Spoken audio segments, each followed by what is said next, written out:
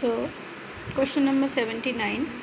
P, Q and R are in partnership. P and Q sharing profits and losses in the ratio of 4:3 and are receiving a salary of rupees 20,000 per annum plus a commission of 10% of profit after charging his salary and commission, or 1/6 of the profit of the firm, whichever is more. Here some kind of new condition regarding R's share of profit is there.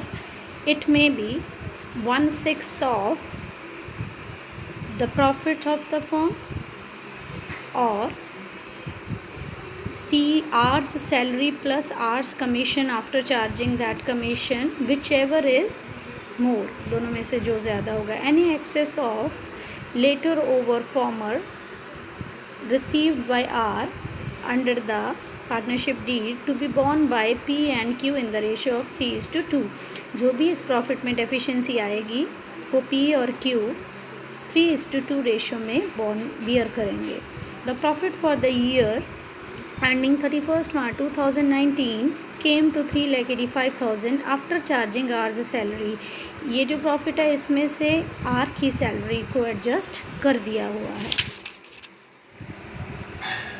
Divide the profit among partners के profit को divide करना है. So first I had solved R's commission here means profit after charging salary आपको given है. After charging commission निकालना है तो R/100 plus R का फॉर्मूला लगाया. So amount of commission here is 35,000. R's salary already given in the question 20,000 per annum. Now net divisible profit. इस profit में से सैलरी ऑलरेडी माइनस हो रखी है. अब आपको क्या माइनस करना है नेट डिविजिबल प्रॉफिट निकालने के लिए? R's commission. सो 3,85,000 में से हमने ये जो कमीशन निकाला है उसको माइनस कर दिया. So net divisible profit here is 3,50,000. Now division of net divisible profit as per ratio. P और Q की रेशो है 4:3 और जो R है उसका कितना रेशो है? 1/6. राइट. नाउ 3,50,000 का 4/7 2 लाख. 3/50 का 3/7 1,50,000.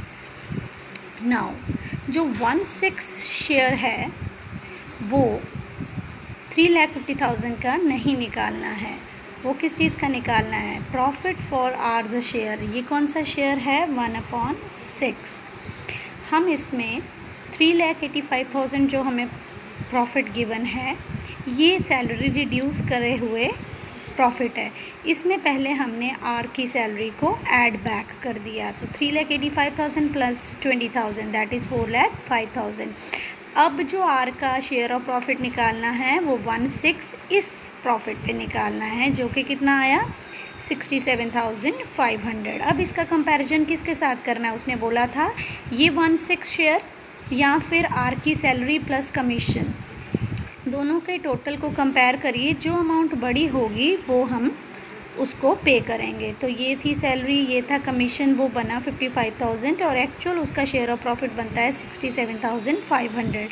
तो कौन सा पे करना है? ये वाला. राइट.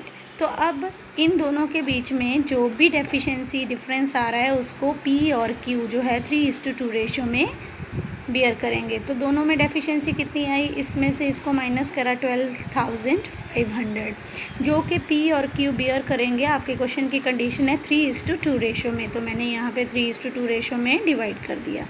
तो P बियर करेगा 7,500 और Q बियर करेगा 5,000. Deficiency of profit to be borne by P and Q. तो प्रॉफिट का जो उसका हिस्सा है उसमें से 7,500 माइनस कर दीजिए. जो Q का हिस्सा है उसमें से 5,000 माइनस कर दीजिए. R को ये दोनों का कंपैरिजन हमने करा है. उसने बोला था जो बड़ी अमाउंट होगी वो पे होगा, तो R का शेयर हमने ये लिख दिया. तो इसको हमने माइनस करा तो ये प्रॉफिट आया उसका एक्चुअल में.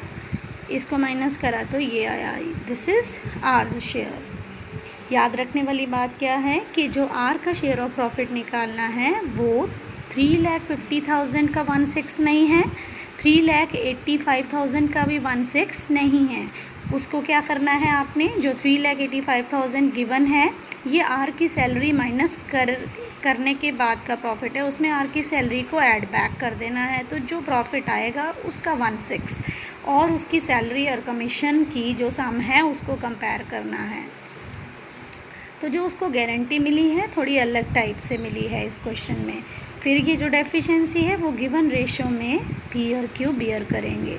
तो इसमें उन्होंने ना P&L एप्रोप्रिएशन बनाने को बोला, ना जर्नल एंट्री पास करने को बोला, सिर्फ डिवीजन ऑफ प्रॉफिट के बारे में उन्होंने आपसे पूछा था। तो इस तरीके से हमने दिखा दिया कि how they will divide the profit as per the condition given in the question.